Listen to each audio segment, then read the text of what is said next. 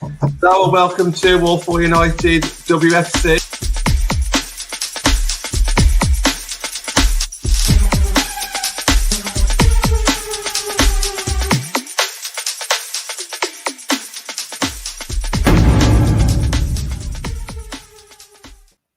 Hello and welcome to Walsall United with me, John Foster, MUFC. We've got Matt and we've got Andy joining us tonight. How are you doing, guys? You okay?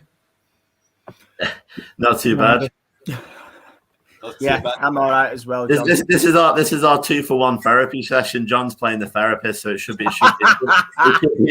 good. Hey, listen, if it's therapy and it's free, I'm all for it. The comments are already up and running. We'll pay a lot of attention to the comments tonight. We'll try and get a few of these comments up, and we feel everyone's frustration. We've been reading Twitter for the past 24 hours. We've got our own feelings, and we went to the pub after the game, and I've never heard us so quiet. Obviously, we speak to each other on WhatsApp. But look, it was Tottenham 1, Man United 1. It was a draw. Felt like a loss at the end. Personally, I think it felt like a loss because obviously it's a last-minute equaliser that you could kind of see coming, in my opinion. I've seen a few people say, oh, they offered nothing the whole game and then we could have hold on. I get that. But I also think to myself, we're just hanging on because I don't think we created as much as we could have created or should have created as well. And yeah, I just think for myself, the 1-1 draw doesn't pain me as much as some people. But what does pain me is I just don't think that we just created enough, and I just don't think that we showed enough attacking intent, in my opinion. I'll ask your thoughts first, Andy, then we'll go on to Matt. Just a bit of a summary on the game, and then I'll start getting a few comments on screen, and we can kind of get into some of these topics with the people in the comments. So go for it, Andy. I'm only laughing because I think I've had this summary in my head and said it about 25 times since the end of the last match, and today I think it's varied each time. I think, it wasn't. There's so much we can pack in tonight. It's almost like I'm more speechless. Anyone who's known me or seen me on this is quite rare. Yeah, I mean, obviously the thumbnail is about, is it time for a bit of a reset? Well, no, it's not. It was time for a bit of a reset yesterday. And it's definitely time now. In the stadium for most of the game, it felt quite close. A lot for the first half. We didn't actually feel like we were under that much pressure. There was significant issues in the midfield, which I mean we're going to get into. And I think obviously Russo looked really good, and I love how I sort of said to the person, it's almost like she's gone, you know what, guys, so I have to do everything myself. Boom, magic goal. And it was like, it was almost like she was, speaking with her play there. Obviously the way it ended was unacceptable. Really, I think we have a few ideas behind why. I actually think, and I noticed this when it first happened, having the keeper up, it's the first time I've seen that in real life, never mind in a women's game. It's very rare. I don't think, I'm old enough, unfortunately, to remember when Schmeichel used to make a bit of a thing of it in the men's and scored a few, didn't he? But, I think it was enough maybe possibly to distract them a little bit because no one's really used to seeing the keeper there. That you're automatically going to assume that they might get involved in play. But yeah, to give it up, and then obviously we then could have, we nearly had a chance, at the death to make it 2-1. Yeah. And obviously, I don't really understand. I don't really think Skinner understands how much that has hurt the fan base and how gutting that was. Because we'll turn it into positive, I'm sure, later on. Because on paper, it wasn't as bad as we're all feeling, but we're feeling really bad. Matt, one of the few games that you didn't attend, obviously you would have saw it at home, and what were your kind of thoughts? Was you as let down as we was, in the stadium, the final minute, as Andy says, the goalkeeper came up, the Tottenham fans were making a bit of noise, I was banging on the seats and on the metal stands where they were standing and sitting, I should say. It was a kick in the teeth for the fans, because that was, just very quickly on the fans, that was probably one of the biggest turnouts that I've seen from a Man United away crowd. Even the singers were singing, and it was such a great atmosphere. I don't know what it was like on TV, but Matt, what was your thoughts going into the final 5 minutes? Did you kind of see it coming? And for me, I did. I mean, To be fair, I said on my Saturday show with Benny, I thought we'd scrape a 1-0 and see it out. I genuinely believe that. I've seen bits of Tottenham this year. The only time I'd actually seen them actually live at a ground was against Leicester a few weeks ago. Obviously, we had Birmingham that evening, so I was down there. And I don't know. It's just they've obviously, like to talk about Saturday, they've got a mix now of youth and experience, but they've brought in a little bit more experience, and that's fair play. But I never personally, from watching it, never felt really threatened most of the game by them. Okay, they had a couple of shots from distance, and Mary made a couple of saves, but I never felt like, for me, like the game had kind of gone away from us.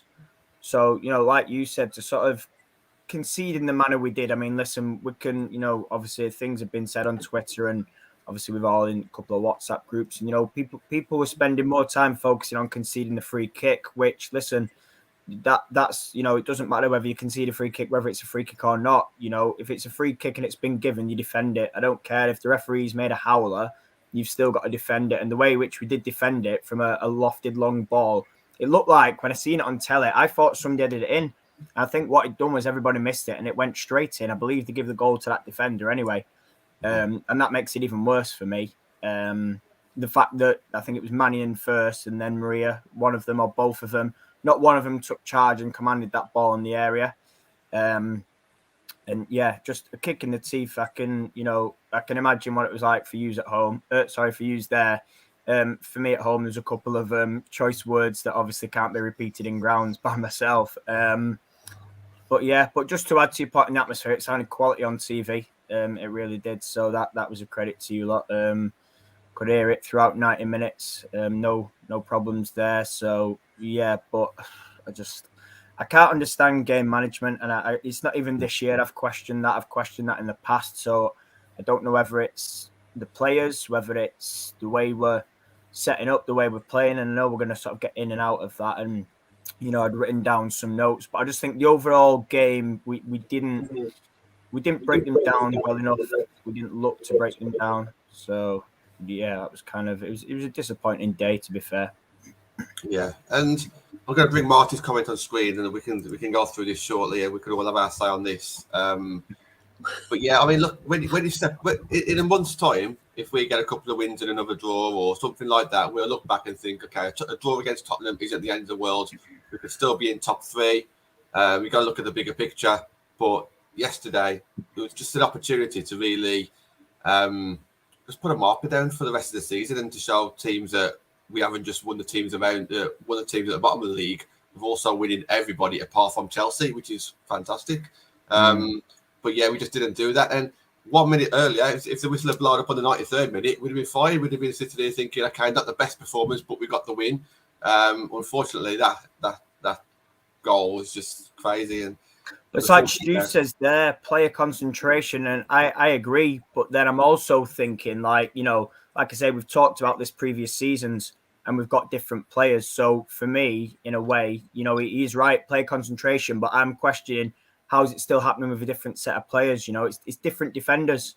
So let's say, for example, 1920, the first season in the WSL, when we had the same issues and we couldn't see out games. So it seems to be sort of something in the team DNA, but I can't work it out. Like you said, John, we knew it'd be scruffy and we knew it'd be difficult, and I'd have taken a 1-0 because I fully expected a 1-0. Listen, they conceded 3 goals in like 6 games, something like that. Yeah. So I knew full well it was going to be, and they literally do sit back and hit a low block and then leave Rachel Williams up front. So it was everything I'd expected myself anyway. But the thing is, wins like that, and we've all talked about it, wins like that are important because previous years when we've slipped up against the Bristols, the Readings, the Brightons, whoever else we've messed up against, it was massively important this year not to do that.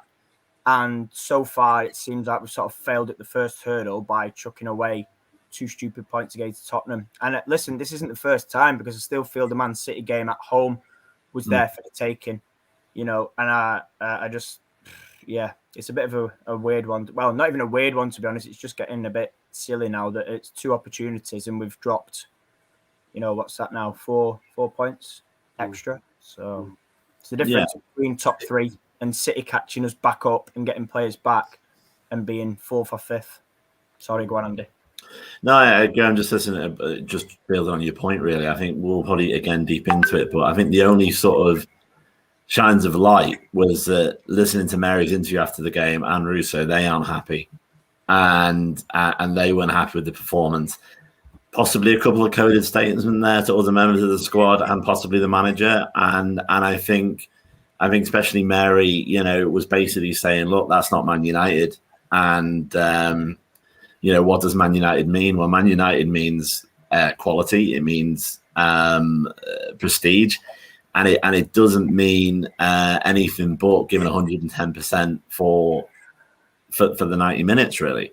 Now, as I say, I did think having the keeper there distracted them a little bit because obviously 2 wins positive. You're thinking, Christ, the keeper's there. If I can get the ball back, we get an open net. It's too, you know, and it's, you know, you think from a training ground perspective, you're not going to practice, right? You pretend the keeper's going to come up, and it just might have been that enough just to distract slightly.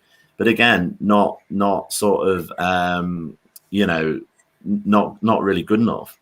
But I think the problem that we've got really is like like I really enjoy how open Mark is on his interviews as well. Just moving it slightly, and you know, and unlike Katie, like Casey, who sort of gave a bit of a standard answer before the game or after the game, the guy does try and give you an answer, but sometimes he talks utter bullshit. And when he was going on about the wind, well, there's 2 teams playing on the park. They're equally affected by the wind. But other times, I'm sure, and it's possibly more that he had a rush of blood to his head and he thought about a way of explaining it that might, because he wants to give an answer, but maybe he doesn't realize that obviously with ourselves and other people, we're hanging on his every word. So if he's going to, I suppose I can't tell him off for talking because the alternative is second half was disappointing, shouldn't have lost, see you next week. And I don't want that either from my manager.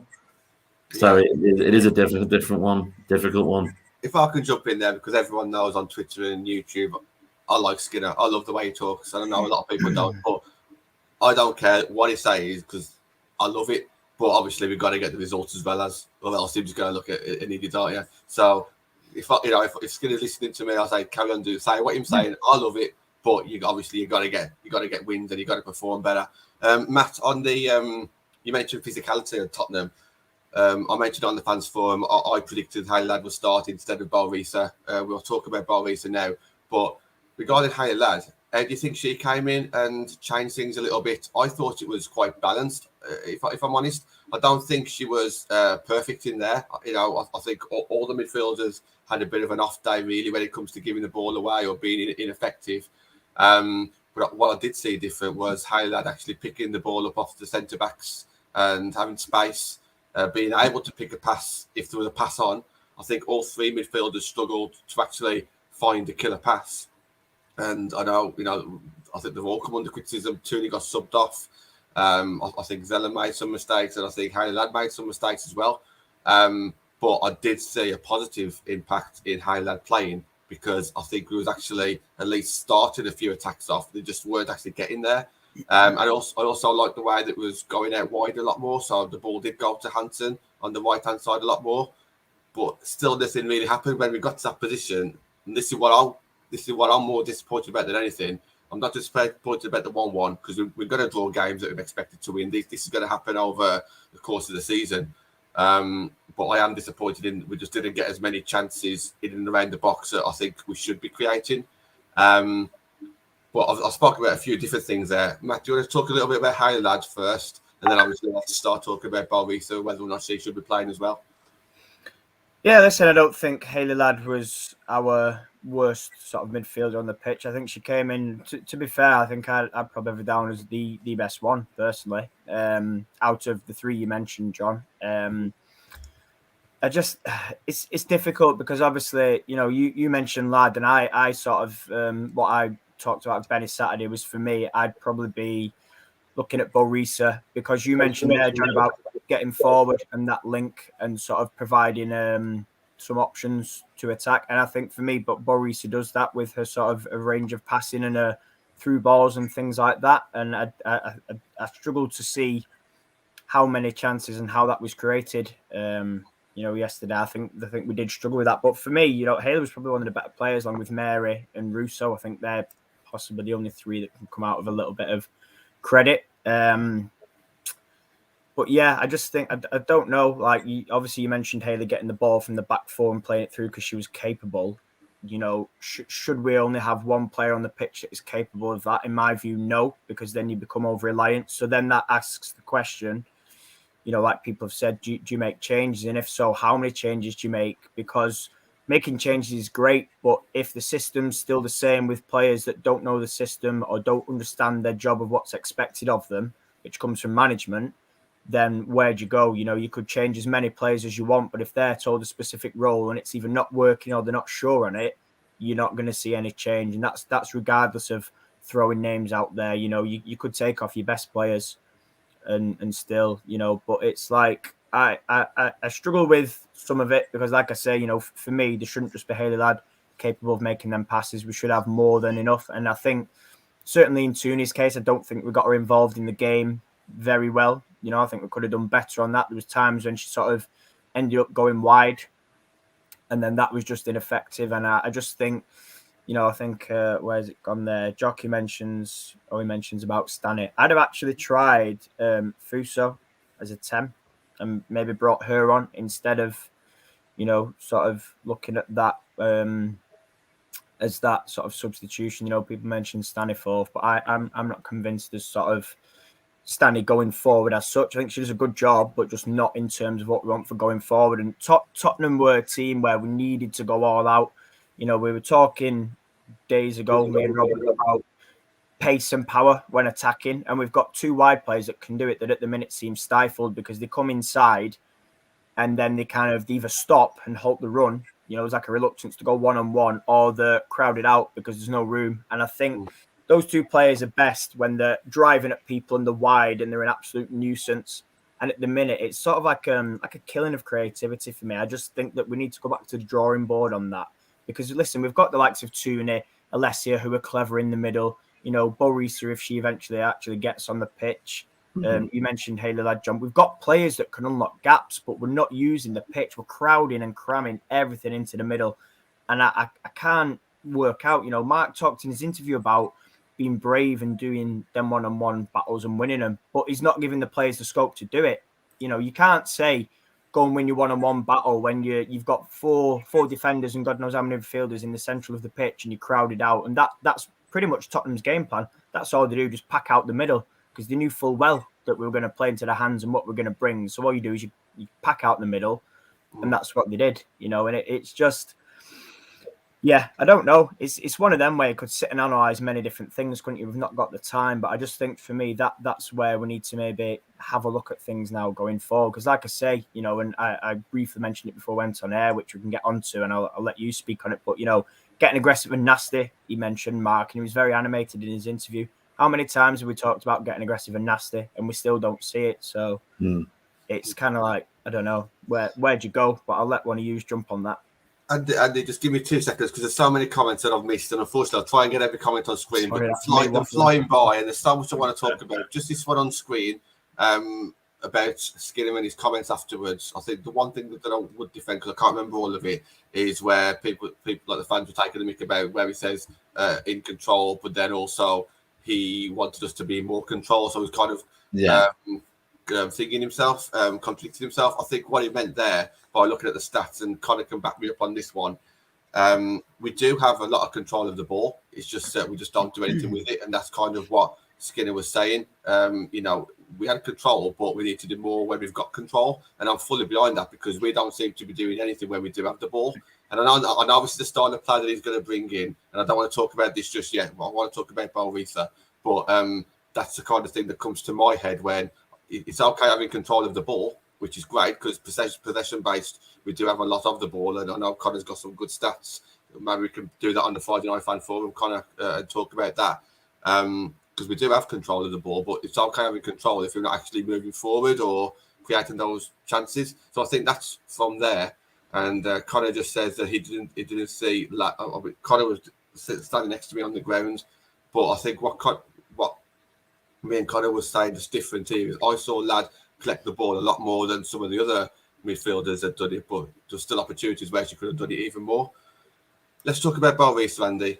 How is she going to get in this team? Should she come into the team? Because there's obviously a reason why he's not playing her. Is it because of maybe the physicality is not there for the WSL? Is she not settled? There's obviously a massive reason why he's not playing.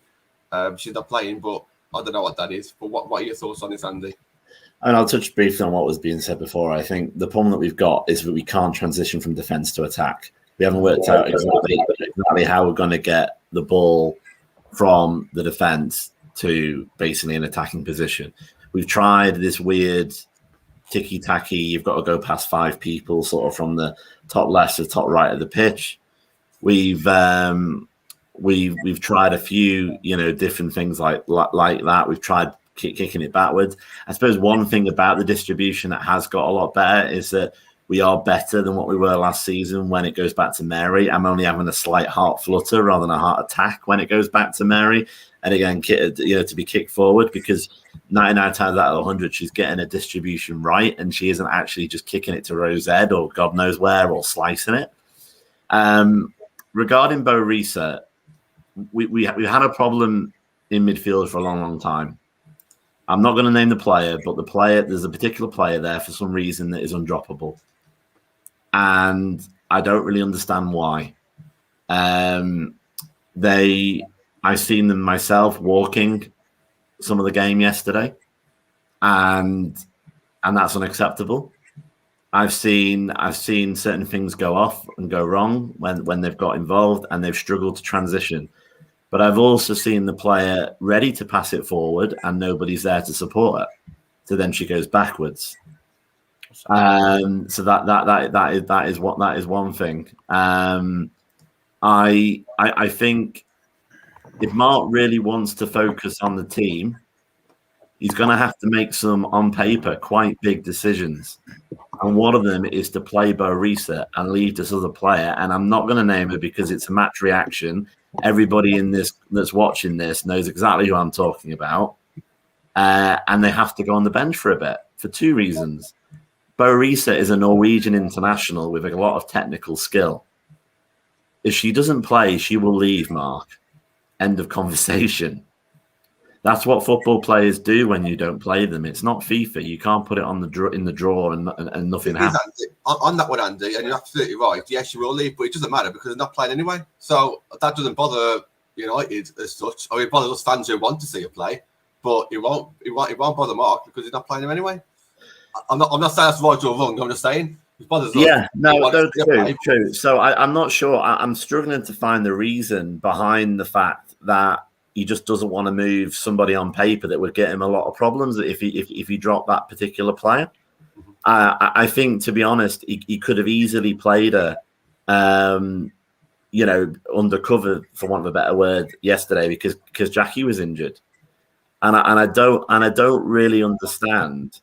I don't really understand why. You'd almost have to ask him, and he'd never have to answer the question. So it's one of those awful paradoxes. I think, obviously, I would hope that he plays her this weekend. He plays Bo Risa this weekend. I think he's got to, whether it be for a short period or for the whole game. At least she'll play in the Conti, the game after that, if she's not seen as a starter. So she will get on the pitch. I could be slightly flippant and say, if he's worried about the weather, she's Norwegian, mate. Then it's a bit of dodgy weather this time of the year. She might be quite good at the wind, the rain, etc. So, she might be a good player for that reason. But I honestly don't know. I mean, and I think the problem is as well, is that I can't really remember much of her because she's not had much game time. So I can't really, like Fuso, I can't really understand, much what she can bring because she hasn't had the opportunity. So all I can think of, maybe Skinner's going to have to look in the mirror and say, okay, we're going to have to make some big changes here because that pivot point of the defensive midfield position, that CDM position, if that's wrong in a sort of transition, pass it from the keeper to the front situation, then the whole thing's going to fall apart. So you either let it fall apart because you want to protect a certain player, or you play for the team and you make the change. And from a more positive perspective, for that particular player, if you play somebody who is struggling, they haven't got time to take the spotlight off them, to get back on the training pitch, to get their confidence back, and to have the reason why you use the word rest, we've rested that player. Sometimes it's for energy, but other times it's so you can just take the spotlight off them. They can get their form back. Some players are confidence players. That's where the term comes from. So even if you want to be positive towards the player I'm referring to, if you keep putting her front and center on big games, I don't have confidence she's going to perform. Matt, I'll bring you on this one. Just agreeing with Andy, I do think that Russo will play against Everton for one of two reasons. One, I agree that Lad should have played against Tottenham because of physicality. I don't think we need a Haley Lad against Everton. Obviously, Haley Lad could sit, and then the two more attacking midfielders could go ahead of her. That could work. That's absolutely fine. But I do think that Russo will play against Everton for one of two reasons. One, Lad doesn't need to play that game because we don't need that physicality. And two, I spoke about it on the fans forum on Friday just gone, that maybe Skinner's got two midfielders in mind. He's got Jackie and Katie as a double act, and then he's got Lad and Russo as a double act. Now I know people say Jackie and Zellum can't play together, but they played together all season. He obviously favours those two the most, and we saw it parts of last season as well. You know, Haley Lad was dropped for a lot of games towards Katie's end, and it was Jackie and Katie that was playing. So for whatever reason, if Jackie's not playing, this is a good opportunity for Russo and Lad to get some game time together. That could possibly happen. Matt, do you think Russo will play against Everton? And if not, is it just going to be Conti Cup games for Russo? I think the thing for me is Russo. Obviously Andy mentioned, about not seeing much. I think, but I'd agree on that. But what I do remember of her, I don't see where she went wrong to deserve to be dropped, if that makes sense. Like, yeah, I didn't see anything that thought, my days, she's not what I thought she was. And I'll be honest, I'd seen little of her. I'd seen bits of her abroad, but very little of her. And what I did see, I thought, you know what, we've done it okay to sign a player of this caliber. A little bit like Jackie in season one. We could argue that was probably a little bit punching above our means for a brand new promoted team. But we've got her, and we don't use her. And I think you mentioned about no Lad for Everton. I'd be playing Lad and Russo. I think we need physical and technical, because from what I've seen of Everton, even under Willie Kirk, because like I say, a new manager after 2 games is not having an effect. You won't be able to see it. But Izzy Christiansen in there is a very good technical player. She's also very strong and physical. She's an absolute machine. They've got Kenza Daly in there as well, who's technically good. So I think Haley Lad needs somebody with a capable that can put themselves about. Now, obviously, we've got no Jackie. So your next physical player that's technically good you're looking at is Russo. So in that respect, I would go for them two personally against Everton in the Conti Cup. But I'm thinking like along the line of what Andy's been talking about. If we're sort of thinking about defensive midfielders and 2 pivots, your pivot needs to be somebody that when they receive the ball, whether it's from the keeper or the back 4, needs to be one touch and play, or one touch, check, shoulder, turn, or hold the ball and bring wide players or other players around her into play. And, the player who's mentioning, my days, she needs about half an hour on the ball. So it's true though, Andy. I know it's I'm not trying to sort of make a joke. I agree. It's fine. You've got a nice tone. That's why you do so well on here. We got a nice little tone going on there. Carry on. But it's genuinely like true, and I just think that if that's the way you're playing, and I'm bored of harping on about said player and also one sort of CDM or 1-8 or whatever you want to call it, but I just think changing that structure will make a hell of a difference. And I think it was mentioned in the chat this morning by somebody that if fans can see, and it's not just like say 5 or 6 fans, it's now becoming a big voice and a collective. Certain things and certain players aren't working out. How do management not see it? And I don't just mean Mark on his own. I mean the assistants, the coaches, the whole staffing process. I can't understand. Can I jump in on this one then, Matt? Because I agree. Just on that before we go on to another topic, just while I'm talking about it, everyone must see certain things. The same thing, if players are giving the ball away, if fans see it, coaches see it, all this kind of stuff, which makes me think what's going on in training, what Lad and Russo are doing, that they're not getting picked. So we talk about the players that are playing maybe not being good enough, but then there must be a reason why they're still being picked. And but nobody understands the reasons. This is what I'm trying to say, John. I'd love for Skinner to come out because I know it's happened before. We on this channel we shouted out last season, why isn't Tyler Ladd playing? Why isn't Tyler Ladd playing? A week or two later, a journalist come out, asked Casey Stoney, why is that lad playing? And Casey Stoney said, I'm playing the players who are in form. I would love it if a journalist would actually come out and say, why isn't Boris playing?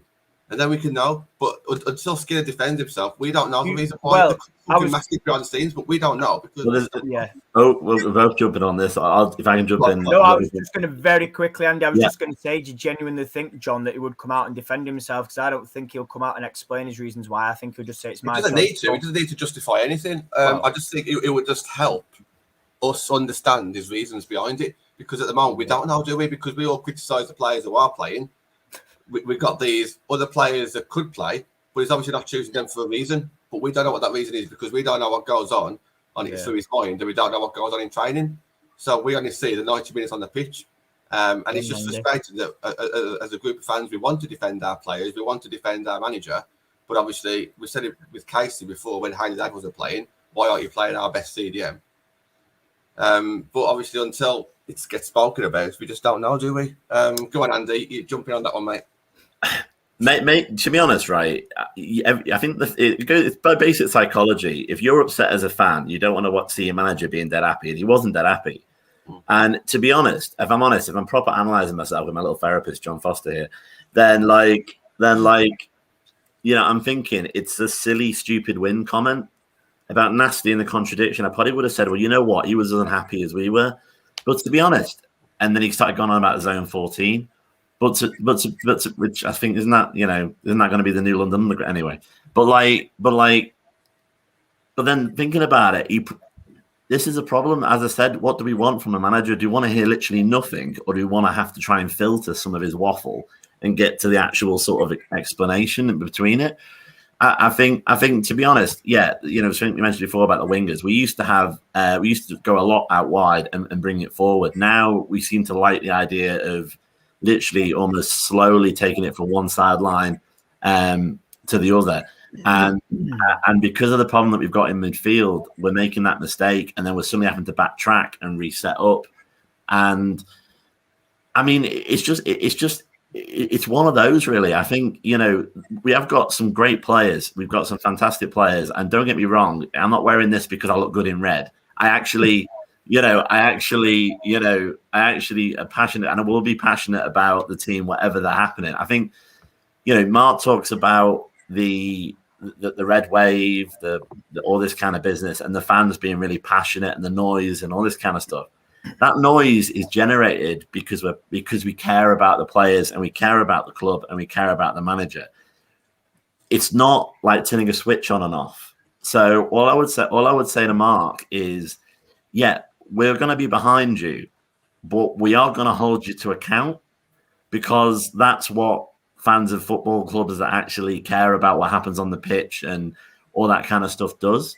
And I think Russo will hopefully get an opportunity, but the problem that I can't throw in my head, and I know it's different, but Lotta didn't really get a game and she left. And now I think she's won the Swedish league in a team that she's in.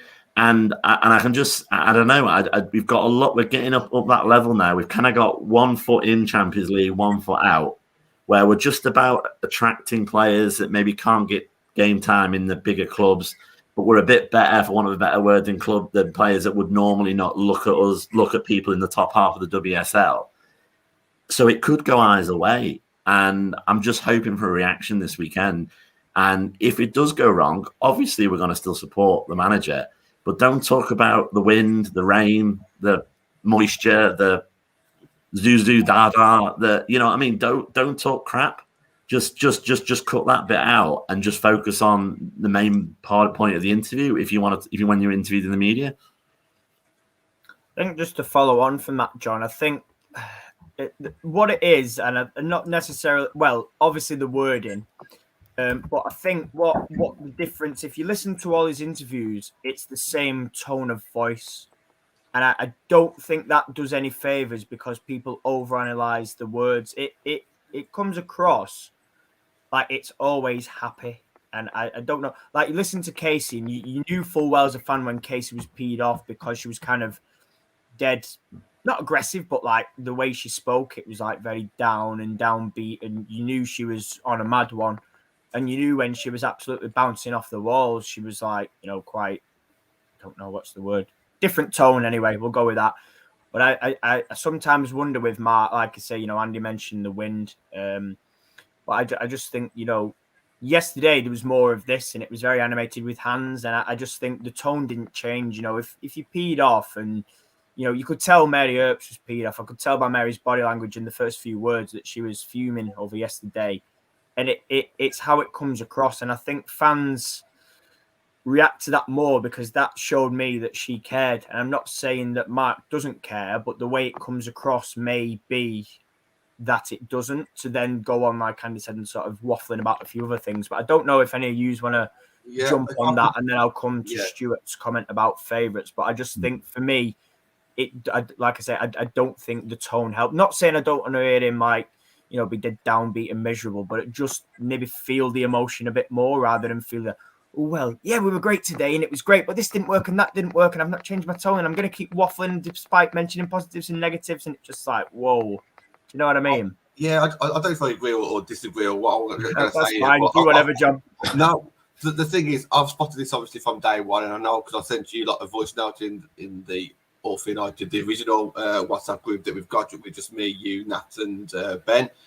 And I see the way he emphasises words. I see the way he's very precise in what he's doing. And I think that's one of two things. I think it's a sign. It's usually either a sign of confidence or a sign that he wants to get a message across because he's probably a bit unnervy and he wants to kind of show what he's talking about. And I think the way he was talking about tactics throughout that interview, I think he wanted to get his message across to either the fans or the newspapers or the media or whoever. I think he just wanted to kind of get his messages across. And that's why he does what he does.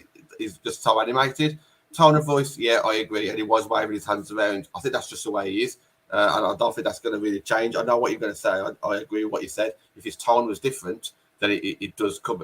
But I think that's just the way he is. I think that's just the way he comes across. I mean, I'm not saying, like I say, I'm not saying be miserable and downbeat. But like you said there, you mentioned tactics. And like I said, it's great talking about that, saying, we need to win our one-on-ones. We need to be nasty. But it's like you're saying it and nothing happens. And like you said, it might have been for media or fans. And, he mentioned zone 14. Yeah. But then players have got to know what he wants in zone 14. If that's what he wants to call that, I just call it the attacking third. It doesn't really matter. But, for those that want to be technical and tactical, 18 zones on the pitch and he's chosen sort of the one outside the box, fine. But I just think saying what we want and doing what we want at the minute are a little bit mismatched. Like, I'd love for our wide players to stay wide and beat players one-on-one like they used to, but they seem to have been stifled. And like I said, they're crowded out in the middle. So then have they not got the confidence to do it in the middle and beat them one-on-one? Maybe, maybe not. Then we go on to, I want us to be nasty and I want us to be ruthless and I want us to find this edge. Which is what we want. He's saying things. Sorry, he's saying things that we know. But I think saying what we want to hear without backing it up with performance. That's the problem. I think a lot of us agree with what he's saying, but it's not good. It's not good saying it without actually starting to say. Starting to cut in there, Matt. No, that's fine. Carry on, because that was the point. I finished with it. That was what I was going to make. Andy wants to jump in. But we've been talking about this since Sunday, and we're all saying these things, and we all kind of agree with everything. And this is the thing, he says things, but it's going to get to a point where he's going to start backing it up, or the players are going to start backing it up. With like 7 games into the WSL or 6 games into the WSL, it's going to get to a point where we're halfway through the season or one season's over, and then all of a sudden fans are going to turn, aren't they? And they're going to turn around and say, negative things. Go on, Andy. Come in. Yeah, I mean, I think, to be honest, it's like anything, isn't it? We're always going to be behind the manager and behind the club. That is what we are. But we're holding to account because we care. But I just want to mention about journalists. It's only my opinion. Like everything else, it's worth exactly what you paid for it, which is nothing. So let's be honest. But like, some of these journalists have only recently got like the official like paid role. Until recently, they didn't have a journo for insert newspaper here that covered women's football specifically. And it's just about changing. But because of that, there was an element of reverence for access. Oh, thank you so much for having me in the press conference. And then a nice little low ball question. Because no, rightly so, because it's a developing area and they want the access and they haven't got the confidence to rock up like some of these like more established male journos that have their own, male football journos have their own sort of reputation, rightly or wrongly, and they know that they could say what they want to a manager and they're going to be around in the press conference next week. So I know it's a balancing act, but I think they have to be, as long as you like tonight, as long as you stay evidence based, which we can be. You have to ask the question, why do you keep playing the player we've been referring to? Why aren't you playing so-and-so? That's not saying this player is terrible, that player is brilliant. You can add evidence-based it. And if anything else, that's where I think, if you saw a few journalists holding multiple managers to account rather than these like low ball, there's a lot of embargoed interviews, a lot of, oh, well, thank you. I got to go to the stadium and talk to so-and-so today. Filtered, isn't it? Yeah, it's very much almost like club PR. Now, I'm not sort of trying to go the other way and have a situation where journos are chasing people down the street and all this kind. I'm not talking about that, but maybe it's going to come naturally. Now these roles are all set. I think every national newspaper in the UK now has a women's football correspondent that's paid and isn't going to go anywhere, apart from anything else because of the bad press. If one of them fired them, then it'd be like so and so doesn't care about women's football. But it's just a calling out for journos, really. You're not going anywhere. Get some confidence. We saw a journo on Twitter after the game actually make a very good evidence-based point about two players. Why can't I see it from the broadsheet newspaper journos? Why can't I see it from the more broadcast media journos rather than young journos that, to be honest, she might not then get the access that she got previously? I think that's probably sort of fear from their side, like you say, in terms of access, because it is you sort of given a chance to see what you can do or how sort of offensive you will be. And if they don't like it, they bin you off, which then, like you say, Andy, if you're a young sort of, I don't know if you want to call them journos or whatever, person in the media, they, they might not get that access again, which then sort of limits whatever they're up to, course, whatever. But I think it is interesting because, like you say, if you go in there with facts, I was listening to what Rachel Brown had to say on the WSL show yesterday about Willie Kirk, and they were sort of asking the question, was it too harsh because he brought in so many signings? Did he get time? And she was sort of analysing it, and at the end, she did make a very good point. She said, well, listen, it's a results-based business now. And she said the manner, okay, they played some of the top teams, but she was like, it was the manner in which they performed and the manner in which they lost that's likely got him the sack, not necessarily losing. Obviously, that's a factor. And it's like that. People need to be out there, like you say, questioning things. If you hit somebody with facts and say, well, listen, such a player's played 60% passes successfully this year. Do you think that's good enough? Such a body's had 300 shots in however many games and they've only got 100 on target. Do you think that's acceptable? I think if you go with facts, I don't think that people should be taking offense from a manager's or a coach's point of view, because like you say, you cannot argue against it. And listen, everybody's got access to them stats, your media people and your club. So yeah, I'm with you on that. I completely agree. It's time to probe a little bit more, but then again, I think that's down to clubs, like you said, Andy. I think there's a lot of media people that sit in, obviously, that we don't see, and especially when everything's still on Zoom and they're sort of, oh no, we can't say that, not answer that, and you'll hear people chirping in, or they'll be shaking their head at the side, and it's one of them where it's too filtered, like you say. It's almost robotic. It's like when people speak to players as well, not just coaches. It's what they're going to say. You ask the question and it gets to the point where you can answer it for them because you've heard it a million times before, and it needs to change going forward, because at the minute it's not getting what fans want to hear. Well, it is, but it's getting the stuff that they shouldn't be hearing that they do, if that makes sense. Like, it's all well and good saying, we love the fans, they're great every week, they're noisy every week. And that's not just Mark, that's just a general, everybody says that, Managers of like Birmingham's been saying that. I'm thinking, you're actually taking the mick. You get about 200 fans that don't speak all game. Do you know what I mean? It's very scripted, and obviously they're not going to come out and say, oh, yeah, fans were shite this week and where were they all and all that. I get that, but just, do you know what I mean? Maybe ask a different question where they can be a little bit more honest rather than all they need to do, Matt, is just ask the question. Look, Boris should have signed it. All they're going to do is they're never going to like make a big deal out of it as such and say that you're doing a crap job, because it's not. No, it's just a simple question. Boris was going to join us in January. We've had our eye on her since January or whatever. She's one of our biggest name signings of the summer. What's stopping you from playing her? And just give him the opportunity, and then he can say as little or as much as he wants, but this is his opportunity to defend himself, basically. Well, Matt, go on, Andy. We tried to answer that one on screen as well. Give explanations. That's what we want. If she's been crap in training, say she's been crap in training. She's got a bad attitude. Say she's got a bad attitude. No, I mean, there's two different ways you can do it. I mean, Christ, I can turn an odd phrase or two. That's why I'm doing this. But like, you could say, right, okay, we can see how competition has benefited certain players. Do you think that more established players are? Are you writing this down, Jono? Do you think more established players are getting a bit complacent? Do you think, are you actually going to move people into the squad, or something like that? Or you could, if you wanted to be a bit more sort of edgy about it, you could say, Bo Reese is an international. Rattle off some of the stats and how good she is.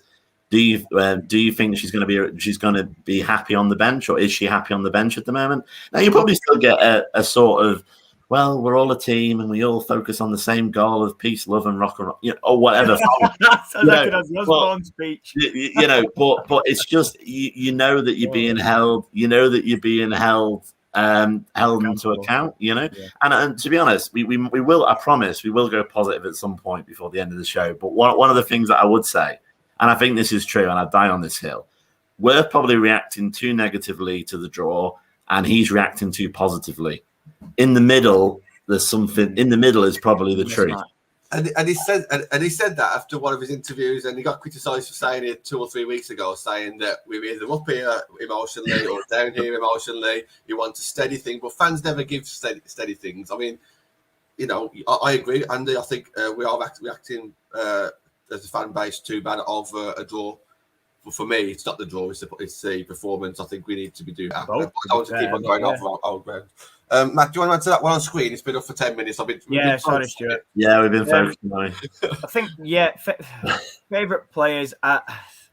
It's difficult to actually go out and say to somebody, you've got favourites, but I fully understand and I can see why, because, listen, we've all questioned choices or selections or whatever, and it happened as well in the Casey. I felt, to be fair, I sort of said, there must be favourites because I was such a buddy doing this, and I don't know. I mean, it's hard for me to answer that because obviously I've sort of done that line of work, and obviously you always listen. You don't necessarily have favourites. You always play it down, but secretly deep down you do have one or two. So that's me speaking from me, though.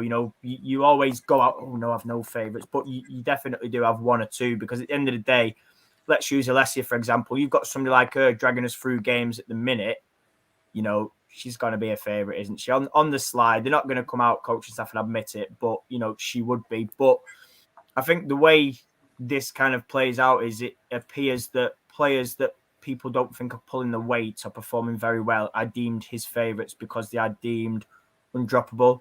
And it's like, I think, what was it, the City game when Russo got ready and didn't come on, and people were like, why have you not done it earlier? There seemed to be, or it felt like, or it does feel like, there's maybe reluctance to do or change. And I get that we're learning and it's new and players are looking to understand, and you may not want to change too much. I get that, but there becomes a point where when's enough? It's like, and I'm going to get slated for this, but I'm going to use Leicester as an example. First game of the season against Villa, they played one way, and they've continued to play this way, and it's not worked. And then they went something ridiculous like 3 at the back against City and got beat 6-1. And it was only after about 5 games that he changed it, and it's gone to 4-4-2 with players out of position now, so it's still as bad. But it's like this reluctance to sort of change what you need to and mix it up through stubbornness and sticking to your principles. And I just think we need to be a little bit more flexible in changing things. If you're going to do something, do it and try it. I'm all for this. We've got to get used to this way of playing. But it's like, going back to them last year, Leicester had a way that was successful for attacking football that won them the league. This year, they're playing similar to us.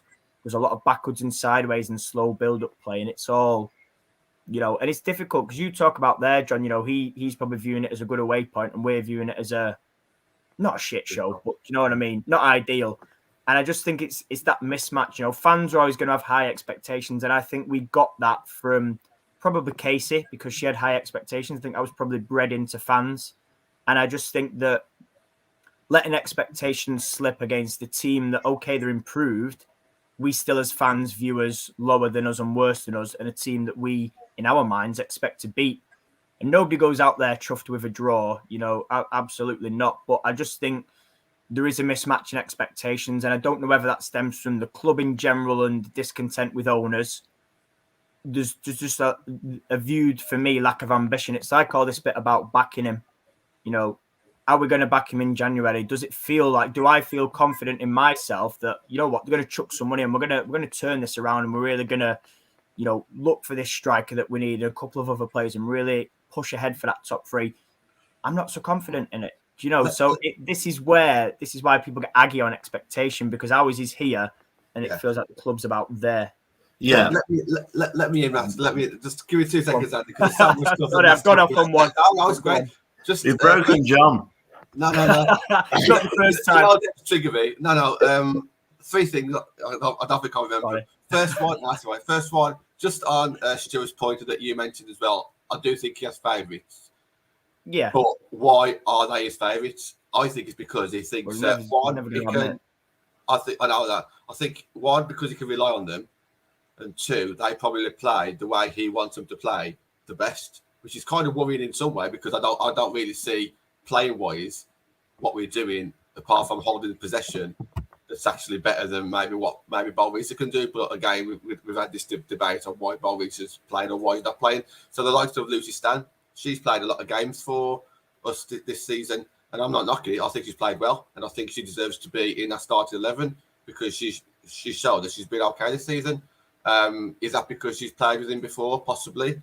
But she can obviously play a style of play that he's happy with, because he doesn't need to play her. The fans wouldn't be up in the air if he left Lucy Stan out.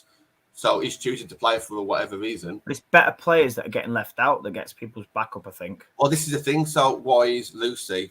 I'm just saying Lucy for an example, because she's playing more than maybe what she would have played like last season or under a different manager. Why is she getting that game time? I don't know, but I'm not knocking it, because I think she's played well when she has come on. But yeah, it's just interesting to know why he would have favourites and what he's actually looking at. I think it's got to be down to the fact that he's come in, he's tried to change and he's tried to change the way we play, and she's probably grasped it more than others. Or it might not even be to do with style of play; it could be to do with leadership. Because go on. No, I was just going to say, sorry, I know it's just because you're saying if you've grasped it, and I'm thinking, but if they've not grasped it, why are they continuing to be picked? Let's throw out. It makes you wonder what's going on. That's the thing. Like, so what's wrong with the others? Well, this is what I'm saying. Let's I don't know. Let me think of somebody else, because we can't keep on hammering Zellum, can we? As much as we do. I don't know. Let me pick. No, we'll not go with Hansen. Let me go with Galton. If Galton's not performing the way that Mark wants, why would she still be in the team? And that's just an example, by the way, before anyone comes at me saying, oh, you're saying this, any player, if you've not grasped the way he wants to play, he's either got to change it, the way we play, or that player's got to be out the team, because it's pointless having players that don't suit the system and the way you want to play. It just defeats the object of the whole thing. So that brings me into your other point about January. He's still brought in no transfers of his own players yet. If he gets one or two in January, he'll probably be here next summer, because he's on a 2-year contract at least, maybe a 2+1. 2 with an option, I think, isn't it? Yeah. There you go. So, he's probably going to have the opportunity to bring in players who can play his style, because at the moment it doesn't look like the players that he has got playing the way he wants them to play, because everything seems to struggle at the moment. I guess that's what I'd say on that one. And I can't remember what the other point was, but Andy, come in, mate. All right, we're rattling you, John. Don't worry, it's fine. It's all going fine. Right, it's okay. I'm enjoying it. I have a theory, to be honest, and I've just come up with this now, so it's probably great. Skinner was at Birmingham, obviously, and he did really well with limited resources. Women's football has exploded. It was certainly not in the dark ages then, but it's come on leaps and bounds already. He then went off to the NWSL and had got his suntan sorted in Florida. And I think he's actually doesn't really understand the difference now with Sky Sports and with more passionate fans home and away. One of the first things we got told when we started doing home and away, people were shocked. I'm not even joking. It happened even yesterday. We were down at Barnet. I left Manchester at 6:30 yesterday morning. Don't worry, it's the first more than once I'll mention that because I'm quite proud of that. And like most of the locals, genuinely, some of the stewards were like, sorry, you came down from Manchester to watch the game? I'm like, and it's still new. And I don't actually think he's aware of that. And I think possibly he's going to get caught out because he's not going to. We are not a fan base that goes there to have tea, scones, a cup of tea, and a picnic. We're not. We are not that. There are other teams like that. Normally teams. Yeah, they play in blue and they're quite close to us. But we're a football fan base, and another thing that really surprises me about it. I'll say it again in case he's forgotten. He's got a 2-year contract with an option for a third. So if you're going to be a bit, for want of a better word, ballsy and start pulling players or bringing players in or whatever, you can do it now because he's only just been signed. So you should say he's got the confidence, he's got the ability to make wholesale changes, but it seems like he's a bit nervous to do so. And if he thinks, well, we can get to January and then we'll bring somebody else in, and then maybe if we get fourth this year, then we can build in summer. He's going to be under a lot of pressure, and he's going to be under probably more pressure than maybe even he might even deserve, if we're honest.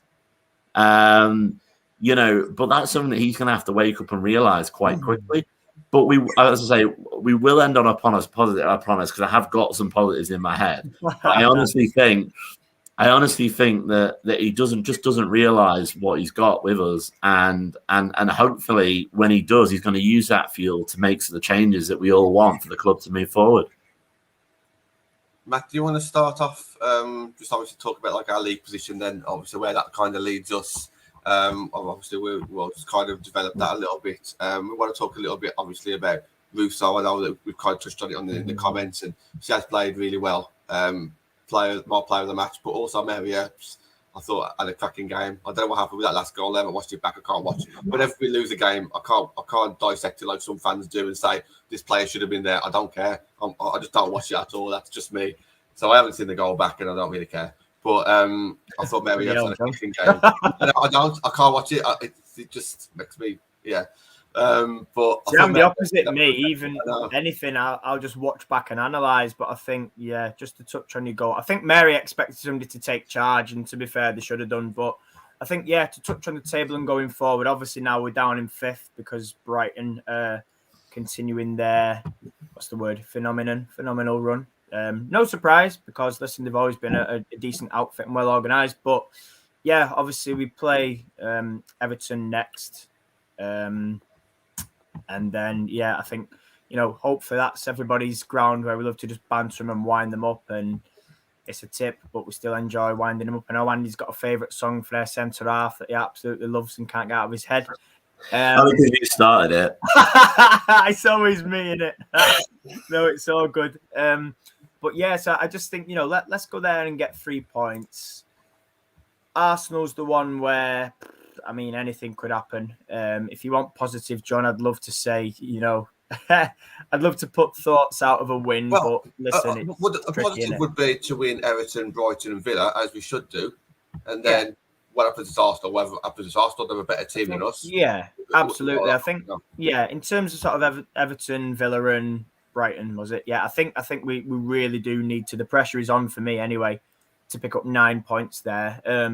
Obviously, Brighton is the most difficult one out of Everton, Villa, and Brighton. And I do think that's a potential banana skin. But I think, again, we've talked about tonight where we need to improve. I think that's the chance to show where we have improved, if that makes sense. Like that's the chance to correct the result from yesterday to make sure we don't have a Tottenham 2.0 or get beat down at Brighton. So, I think for me, listen, we're obviously still 2 points behind Tottenham.